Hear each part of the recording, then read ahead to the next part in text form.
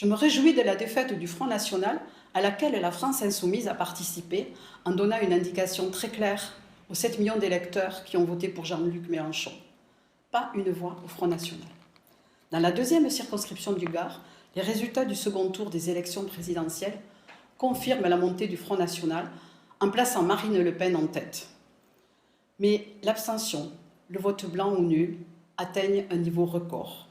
Ils expriment le rejet de la politique ultralibérale de Emmanuel Macron et antisociale et xénophobe de Marine Le Pen.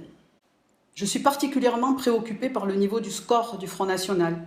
Il témoigne des grandes difficultés des citoyens dans une circonscription parmi les plus touchées par le chômage, la pauvreté, la destruction des services publics, le saccage de l'environnement, conséquence d'une politique menée par Sarkozy, aggravée par les 5 ans du gouvernement Hollande, Valls, Hamon, Macron.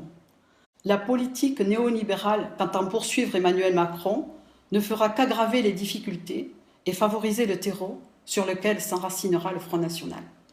Le député du Front National, Gilbert Collard, surfe sur cette situation pour présenter les immigrés comme responsables de tous les maux. Mais qu'a-t-il fait concrètement pour améliorer les conditions de vie des habitants de cette circonscription ? Avec la France Insoumise et mon suppléant Benoît Aude, nous allons développer les propositions sociales, écologiques et démocratiques du programme L'Avenir en commun, défendu par Jean-Luc Mélenchon pendant les présidentielles. Dans la deuxième circonscription, déjà 13 452 personnes, soit 18,52% des votants, ont soutenu ces propositions. Je les appelle à confirmer leur vote pour les élections législatives et à s'engager avec la France Insoumise pour faire barrage à la politique antisociale, monarchique d'Emmanuel Macron et à sa candidate Marie Sarah, à celle de la droite, présentée par Pascal Mouru, ou à la poursuite de celle du gouvernement de Hollande, Valls, défendue par Cathy Guyot, et bien sûr, à balayer le Front National, Collard.